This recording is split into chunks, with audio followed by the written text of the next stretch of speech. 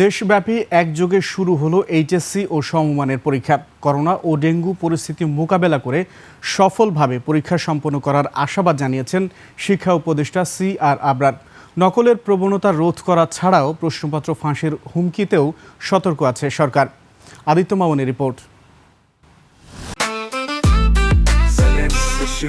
জেনেক্সে shift করো, লাইফকে lift করো।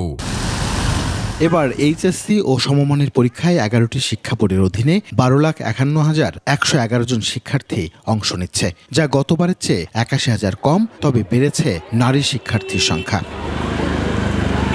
Dengue ও corona প্রাদুর্ভাবের মধ্যেই এবার পরীক্ষার পিঁড়িতে বসছে শিক্ষার্থীরা। সকাল 9:30টার মধ্যেই প্রায় সব কেন্দ্রে স্বাস্থ্যবিধি মেনে প্রবেশের নির্দেশনাও মানেন তারা।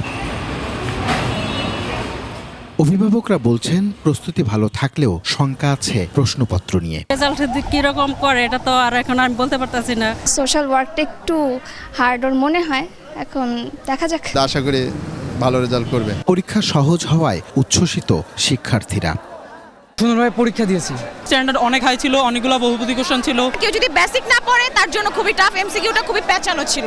মেবি বোর্ড থেকে কোশ্চেন করছে, এই জন্য এমসিকিউ বেশি একটা কমন পড়ে নাই। ইম্পর্টেন্ট ভাবছিলাম কিন্তু এখান থেকে প্রশ্ন দেয় নাই। এদিকে কেন্দ্র পরিদর্শনে আসেন শিক্ষা উপদেষ্টা, জানান প্রশ্ন ফাঁস রোধে সজাগ আছে সরকার। চ্যালেঞ্জ অনেক। অতীতের যে আমাদের যে সমস্ত অভিজ্ঞতা ছিল, প্রশ্নপত্র ফাঁস থেকে শুরু করে অন্যান্য সমস্যাদি ছিল, সেগুলো থেকে আমরা শিক্ষা লাভ করে যেভাবে এসএসসিটা করেছি, এইচএসসিটাও আমরা সেভাবে অর্গানাইজ করতে চেষ্টা করছি এবং দ্রুততম সময়ের মধ্যে রেজাল্ট সেটাও আমরা পাবলিশ করতে পারবো। করোনা ডেঙ্গু প্রতিরোধে দেশের সব কেন্দ্র পরিচ্ছন্ন রাখার নির্দেশনাও দেন শিক্ষা উপদেষ্টা। অনেক চড়াই উতরাই পেরিয়ে 2025 শিক্ষাবর্ষে এইচএসসি পরীক্ষার্থীরা আজ পরীক্ষা যুদ্ধে অবতীর্ণ হলেন। এই পরীক্ষার মাধ্যমেই তারা আগামী দিনের কর্মকৌশল নির্ধারণ করতে পারবেন। ক্যারিয়ারের এই গুরুত্বপূর্ণ পরীক্ষা দিয়ে তারা জানিয়েছেন তাদের সন্তুষ্টির কথা। সব কিছু ঠিকঠাক থাকলে সবাই এই পরীক্ষায় উত্তীর্ণ হয়ে আগামীতে দেশ গড়ার কাজে মনোনিবেশ করবেন, এমনটাই জানিয়েছেন আমাদের।